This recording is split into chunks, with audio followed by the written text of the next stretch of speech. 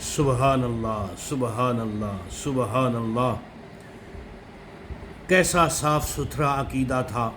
صحابہ کرام علیہم الرضوان کا۔ اللہ ہمیں بھی صحابہ کے عقیدے پر قائم دائم رکھے، آمین ثم آمین۔ مسلم شریف جلد 2 صفحہ نمبر 301، مشکات شریف صفحہ نمبر 535 پر حدیث پاک موجود ہے۔ حضرت سیدنا ابو ہریرہ رضی اللہ تعالیٰ عنہ فرماتے ہیں کہ میری ماں مشرکہ تھی، میں اسے اسلام کی دعوت دیتا تھا۔ یعنی حضرت ابو ہریرہ رضی اللہ تعالیٰ عنہ آپ فرماتے ہیں کہ میں نے کلمہ پڑھ لیا تھا، میں مسلمان ہو چکا تھا، جبکہ میری ماں مشرکہ تھی، مگر وہ نہ مانتی تھی۔ میں جب اس کو اسلام کی دعوت دیتا تو وہ نہ مانتی تھی۔ ایک دن جب کہ میں نے اپنی ماں کو اسلام کی طرف بلایا تو اس نے میرے نبی آقا کونین صلی اللہ تعالیٰ علیہ وسلم کی شان میں نازیبا بات کہی، حضور علیہ الصلوۃ والسلام کی بارگاہ میں گستاخی کی، جس کو میں سن نہیں سکتا تھا۔ حضرت ابو ہریرہ رضی اللہ عنہ فرماتے ہیں کہ میں اپنی ماں کے لبوں سے حضور علیہ الصلوۃ والسلام کی شان میں نازیبا الفاظ سن کر برداشت نہ کر سکا۔ ادھر چونکہ معاملہ تھا ماں کا، ادھر عظمت رسول کی بات تھی۔ آپ فرماتے ہیں میں وہاں سے چلا اور نبی کریم صلی اللہ علیہ وسلم کی خدمت میں روتا ہوا حاضر ہوا، کیونکہ مجھ سے برداشت نہ ہوا تھا تو میں رو رہا تھا۔ حضور علیہ الصلوۃ والسلام جب سرکار کی بارگاہ میں روتا ہوا حاضر ہوا تو آقا کونین صلی اللہ علیہ وسلم نے میری طرف دیکھ کر ارشاد فرمایا کہ اے ابو ہریرہ، تجھے کیا ہو گیا ہے؟ تو کیوں رو رہا ہے؟ تجھے کس چیز نے رلایا ہے؟ میں نے سارا ماجرا عرض کر دیا، جس طرح ماں کو میں نے اسلام کی دعوت دی تھی اور ماں نے جس طرح نازیبا بات کہی تھی، تو میں نے حضور علیہ الصلوۃ والسلام کی بارگاہ میں وہ سارا ماجرا عرض کر دیا اور یہ بھی عرض کی کہ یا رسول اللہ صلی اللہ تعالیٰ علیہ وسلم، میری والدہ کے لیے ہدایت کی دعا فرما دیں، یا رسول اللہ کرم نوازی فرمائیں۔ اب حضور علیہ الصلوۃ والسلام کو چاہیے تو یہ تھا، آج بکروی صاحب جس توحید کا تم پرچار کر رہے ہو اس کے مطابق تو یہ چاہیے تھا۔ حضور علیہ الصلوۃ والسلام فرماتے ابو ہریرہ میں کچھ نہیں کر سکتا، میرے بس میں تو اپنی ہدایت نہیں ہے، میں کسی کو ہدایت نہ دلوا سکتا ہوں نہ دے سکتا ہوں۔ تم جاؤ مسجد کے پھوڑوں پہ لیٹو، مسجد کی مٹی اپنے سر میں ڈالو، اللہ کی بارگاہ میں دعا کرو، یا مکہ شریف چلے جاؤ، کعبۃ اللہ کا غلاف پکڑ کر وہاں التجائیں کرو، آرزویں کرو کہ یا اللہ میری ماں کو ہدایت عطا فرما۔ لیکن حضرت ابو ہریرہ رضی اللہ تعالیٰ عنہ کیا عرض کرتے ہیں؟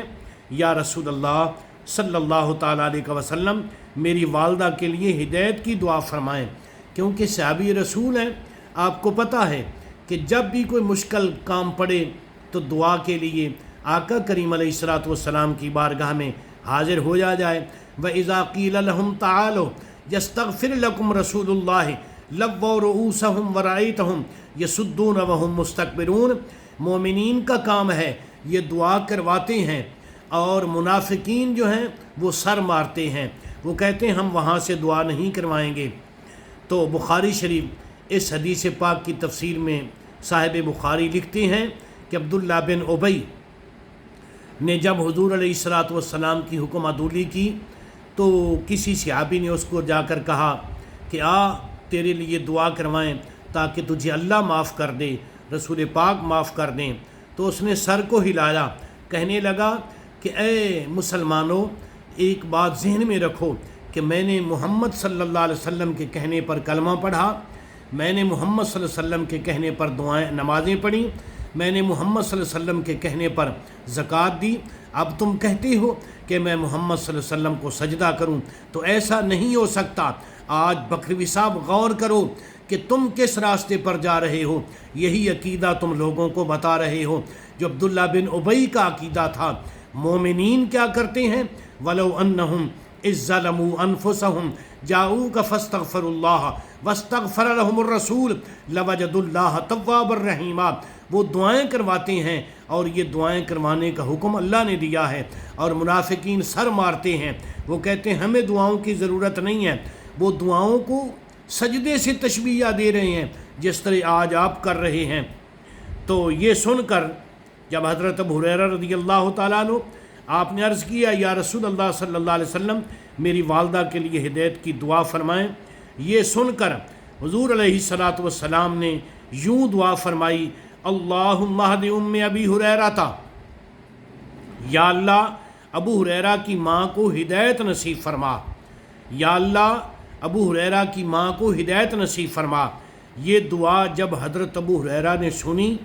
تو دعا سن کر آپ فرماتے ہیں میں خوشی سے واپس لوٹا اور تیز تیز چلتا ہوا،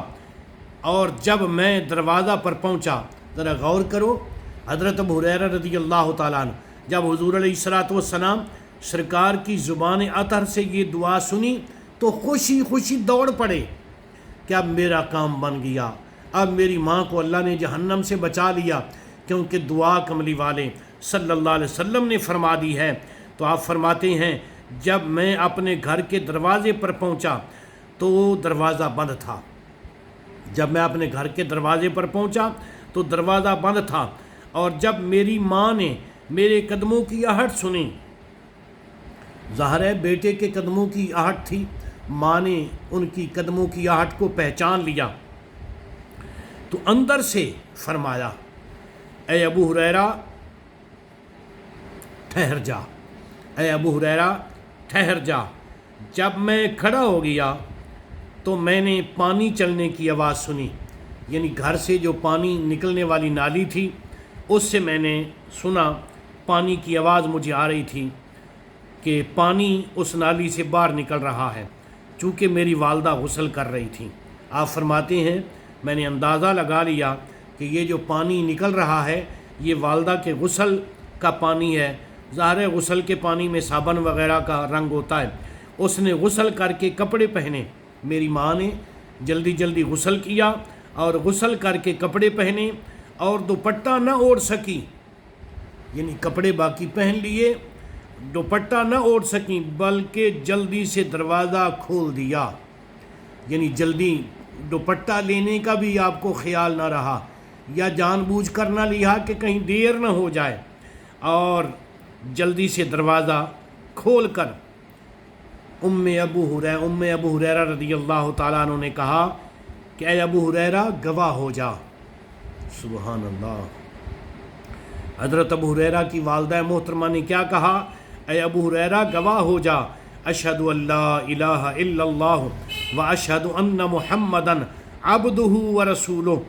میں گواہی دیتی ہوں اللہ کے سوا کوئی عبادت کے لائق نہیں، اور میں گواہی دیتی ہوں حضرت محمد مصطفیٰ صلی اللہ تعالیٰ علیہ وسلم اللہ کے سچے رسول ہیں، اللہ کے عابد خاص ہیں، اللہ کے محبوب ہیں۔ یہ سن کر حضرت ابو ہریرہ رضی اللہ تعالیٰ عنہ آپ فرماتے ہیں کہ میں خوشی سے روتا ہوا دوڑا۔ ایک آنسو ہوتے ہیں غم کے، ایک آنسو ہوتے ہیں خوشی کے۔ جب پہلے آئے تھے تو غم کے آنسو تھے، جب سرکار کی بارگاہ میں غم لے کر آئے تھے کہ یا رسول اللہ صلی اللہ علیہ وسلم میری ماں نازیبہ الفاظ آپ کی شان میں بولتی ہے، تو وہ غم کے آنسو تھے۔ آج جب ماں نے کلمہ پڑھ لیا، یعنی ذات ایک ہی ہے ماں، پہلے ماں نے سرکار کی شان میں نازیبہ الفاظ کہے تو ابو ہریرہ رونے لگے، اور اب جب حضرت ابو ہریرہ کی والدہ محترمہ نے آقا کریم علیہ الصلاۃ والسلام کی نبوت اور رسالت کی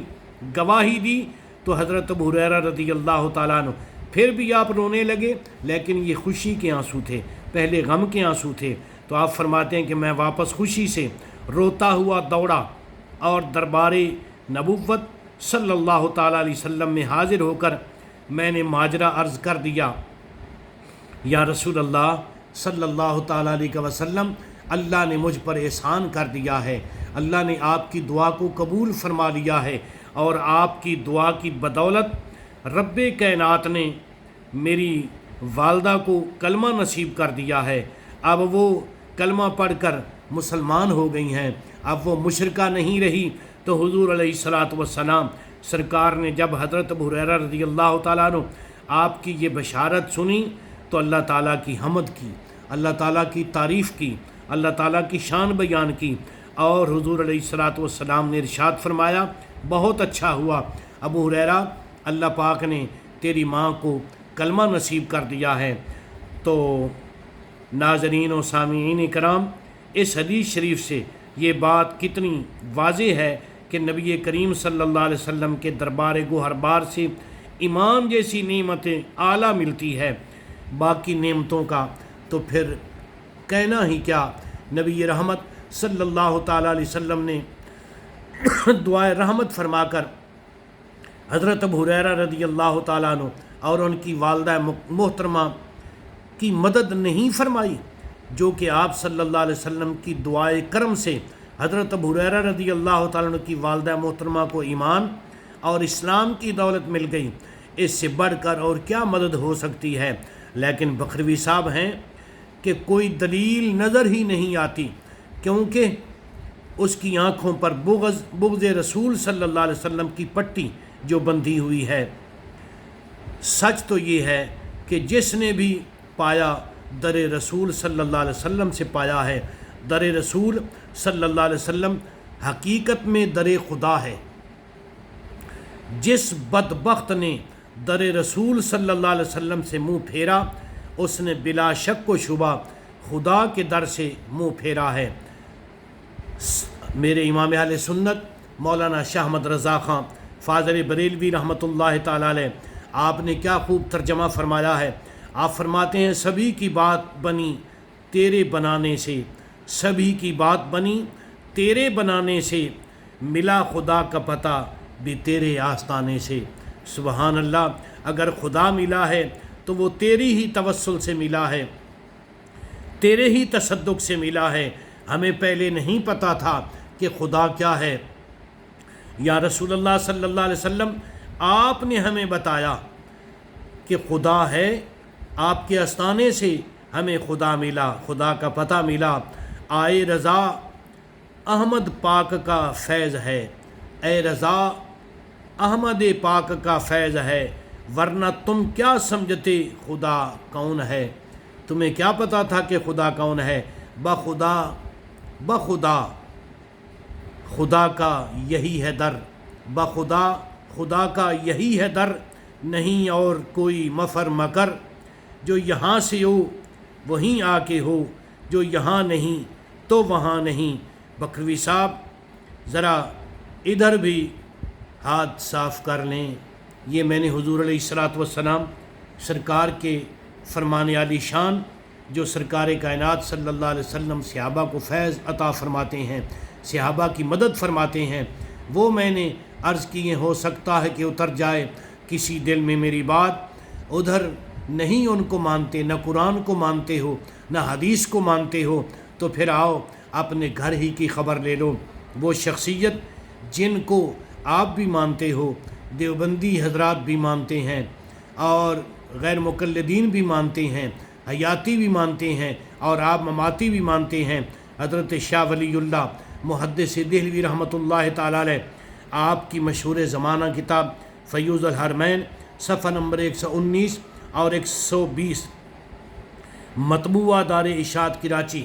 اس پر قبلہ شاہ صاحب لکھتے ہیں، حضرت شاہ ولی اللہ محدث دہلوی رحمۃ اللہ علیہ فرماتے ہیں کہ میں مدینہ شریف پہنچنے کے 3 دن بعد پھر روضہ اقدس پر حاضر ہوا۔ میں نے رسول اللہ صلی اللہ علیہ وسلم اور آپ کے دونوں ساتھیوں یعنی حضرت ابو بکر صدیق اور حضرت عمر فاروق رضی اللہ تعالیٰ عنہما کو سلام کیا، اور میں نے عرض کیا، یا رسول اللہ صلی اللہ تعالیٰ علیہ وسلم، اللہ تعالیٰ نے آپ پر جو فیضان فرمایا تھا اس سے مجھے بھی مستفید فرمائیے۔ میں خیر و برکت کی امید لے کر آپ کے حضور آیا ہوں، اور آپ کی ذات رحمت للعالمین ہے۔ میں نے اتنا عرض کیا تھا کہ آپ حالت انبساط میں میری طرف اس طرح ملتفت ہوئے کہ میں یوں سمجھا کہ گویا آپ نے اپنی چادر میں مجھے لے لیا ہے، اور اس کے بعد آپ نے مجھے اپنے ساتھ لگا کر بھینچا، اور آپ میرے سامنے رونما ہوئے اور مجھے اسرار و رموز سے آگاہ فرمایا، اور نیز خود ہی اپنی ذات اقدس کی حقیقت مجھے بتائی، اور اس ضمن میں آپ نے اجمالی طور پر مجھے بہت بڑی مدد دی۔